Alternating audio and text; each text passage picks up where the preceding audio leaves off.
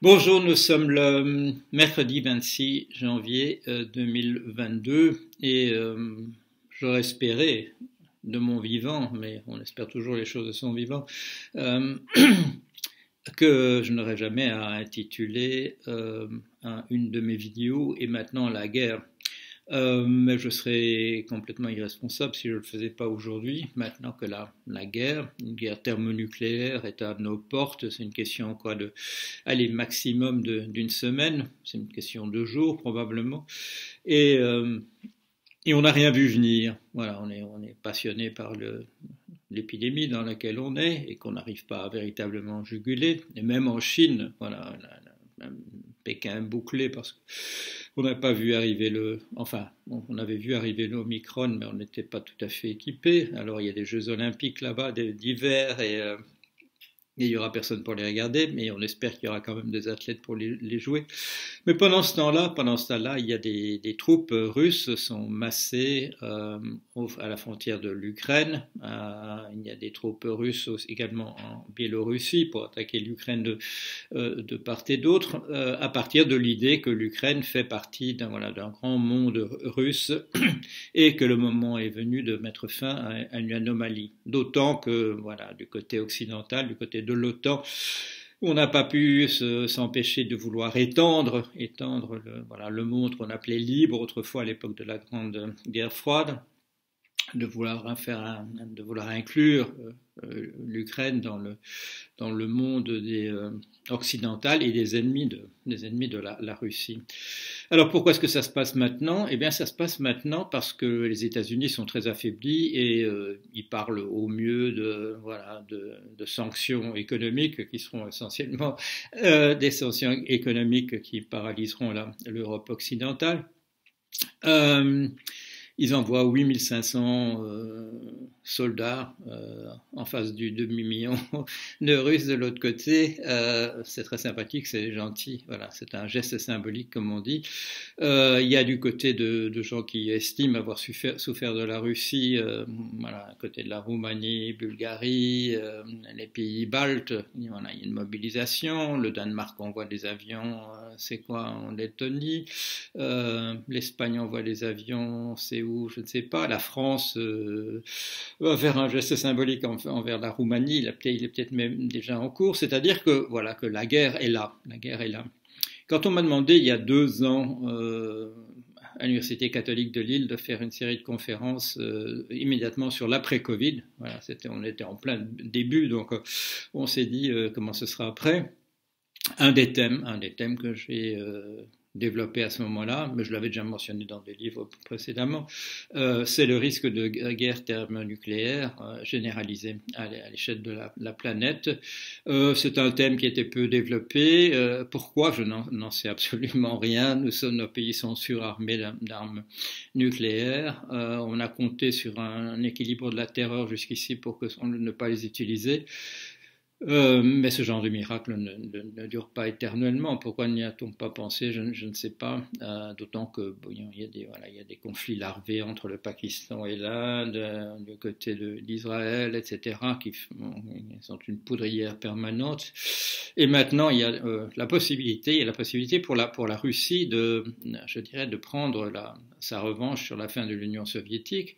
C'est plus un régime de type soviétique. Bon, il lui reste en commun un autoritarisme entre celui de Poutine et celui des dirigeants soviétiques de l'époque. Mais enfin, bon, c'est la Russie.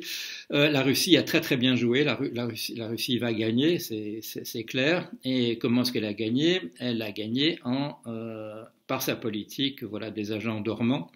Elle a recruté en 87 probablement, elle a recruté, à l'époque c'était l'Union soviétique, a recruté Donald Trump comme un agent dormant qu'on utiliserait un jour ou l'autre. On l'a déjà utilisé en 87, il a fait un peu de propagande pour l'URSS dans les journaux américains, mais jusque-là, on l'a laissé dormir, Et puis on a vu une occasion, on a vu des États-Unis de plus en plus polarisés. Les anciens camps de la guerre de sécession, les nordistes et les sudistes se sont reconstitués. Quand j'ai commencé à parler de Trump durant sa présidence, au début 2017, quand j'ai vu que voilà qu'il prenait véritablement le camp des ségrégationnistes blancs et des comment appelle-t-on les suprémacistes blancs, j'ai compris, je l'appelais général sudiste de l'armée en déroute, mais son armée a rapidement cessé d'être en déroute et en ce moment il est à la tête d'une armée qui est en train de gagner suffisamment pour que la Russie considère que les États-Unis sont entièrement affaiblis. Ils le sont, ils sont paralysés dans des querelles de savoir s'il faut même arrêter, condamner Trump pour sa sédition, mais tout ça arrive très très tard. Le pays est déchiré, le pays est constitué en particulier 40% des gens, je vais dire, qui considèrent que Biden n'a pas véritablement été élu, 60% qui considèrent qu'il est élu, et lui, il est paralysé en ayant des majorités rikiki. Et avec ce système qu'on utilise aussi, d'ailleurs on a su imposer en Europe aussi, c'est-à-dire que les mesures de droite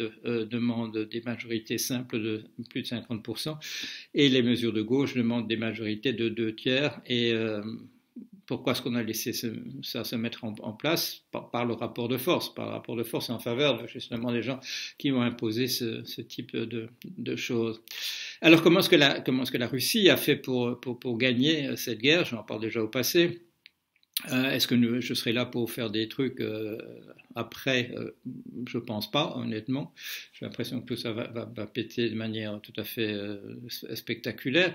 Comment elle a gagné? Grâce à la doctrine Gerasimov. Bon, je dirais il y aura une certaine morale, c'est-à-dire que les plus malins auront gagné. C'est quoi la doctrine Gerasimov? C'est de voir les failles à l'intérieur du système en face et de jeter de l'huile sur le feu, d'encourager encourager les deux camps à en découdre, provoquant une polarisation dans la société qui le fragilise. La difficulté pour des gens comme moi qui alertent sur qui a alerté sur la crise des subprimes avant qu'elle arrive, quelqu'un qui a dit Brexit casse-cou, quelqu'un qui a publié en 2016 un livre en disant le dernier qui s'en va éteindre la lumière sur l'extinction, qui parle de la montée du fascisme aux États-Unis. J'en parle depuis 2015. J'ai détaillé entièrement la vie de Monsieur Poutier, je confonds toujours, de Monsieur Trump comme agent soviétique d'abord et puis comme agent russe. J'en ai fait 2 livres. On aimerait dire, selon l'expression consacrée, que mes livres ont provoqué un intérêt certain, ou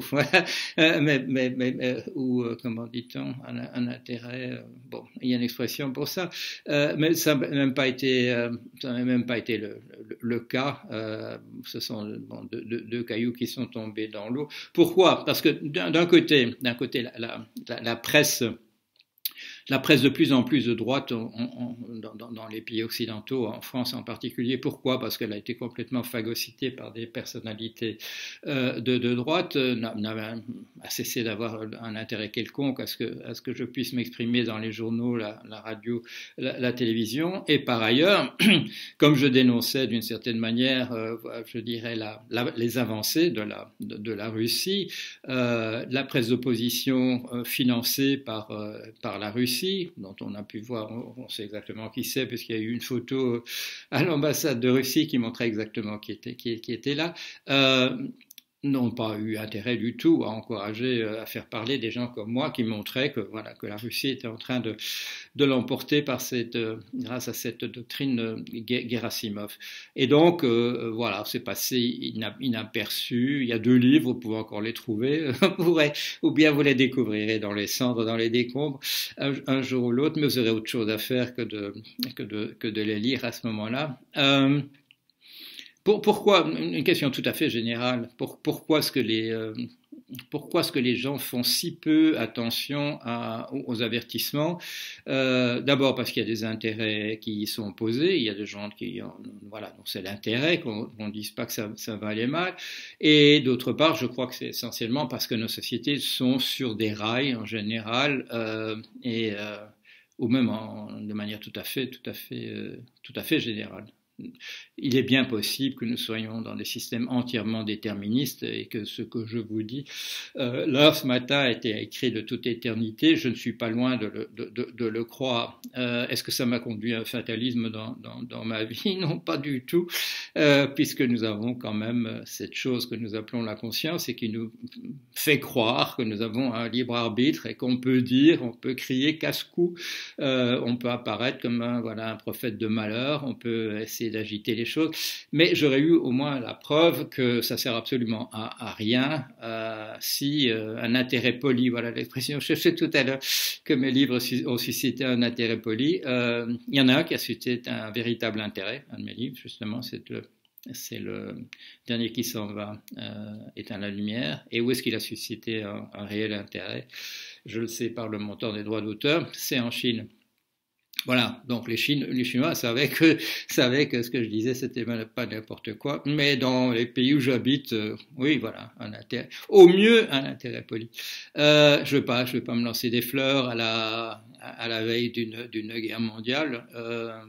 Qu'est-ce qui va se passer? Bon, voilà, les Russes vont envahir l'Ukraine, on va prendre des mesures, ils vont cesser d'envoyer du gaz de notre côté, on va les chaînes d'approvisionnement qu'on appelle supply chain, mais supply chain maintenant vont être complètement fichues. Tout ce dont on a besoin est fait en Chine de toute manière, et la Chine est en train, voilà, aussi de réentrer dans du confinement de toute manière, même s'il n'y a pas la guerre.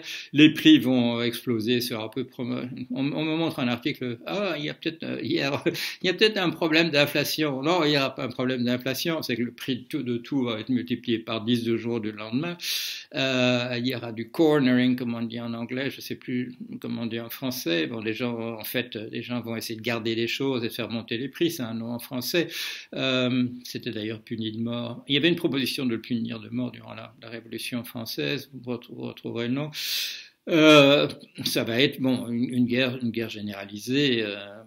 Et en plus, on ne sait pas, est-ce qu'on va se retenir longtemps d'utiliser les armes nucléaires? Non, il y en a l'un ou l'autre qui va penser que pour une raison de politique intérieure, c'est une bonne chose de les utiliser. Et avec la situation qu'on a maintenant, 1,5 million de troupes massées devant ou plus, massées devant l'Ukraine, nous qui devrons faire semblant qu'on va faire quelque chose quand même.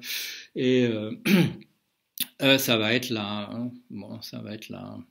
je ne vais pas dire la panique, ce sera sûrement la panique, mais ça risque d'être la fin. Quand les gens parlent d'effondrement, ils imaginent ils imaginent en fait rien du tout. Si je vais prendre ma bagnole, ils pensent pas au fait qu'il y aura 1 million de personnes sur les routes et qu'on ne pourra plus avancer. Je vais me réfugier quelque part. Il y en a qui sont déjà en Nouvelle-Zélande, mais souvenez-vous du film On the Beach qui nous montre. Là, on parle pas de la Nouvelle-Zélande, mais on parle de l'Australie. Les malheureux Australiens qui croient encore, quand la guerre thermonucléaire a eu lieu, qu'ils vont peut-être survivre quand même, que le nuage passera à côté. On a déjà entendu ça. Non, c'est très très très mal barré. Bon, il n'y a rien de plus à dire. Si je vais faire ce que j'ai fait jusqu'ici, vous expliquer pourquoi ça me bat de mal en pied aux États-Unis au jour le jour comme je l'ai fait, vous expliquer pourquoi le Brexit ça ne devait pas marcher, que ça n'a pas marché, pourquoi on continue d'aller tout droit vers l'extinction et que ça s'accélère bien entendu parce que ça va être dans la pagaille généralisée de l'Omicron.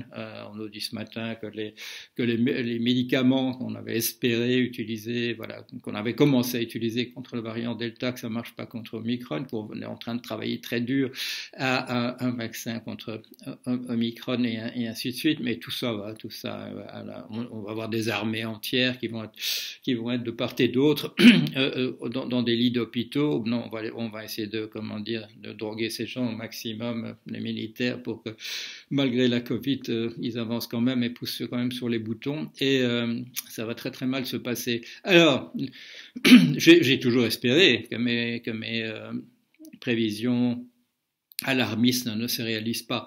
Malheureusement, du côté d'avoir espéré que ça ne marche pas, que je me trompe, j'ai été très très déçu.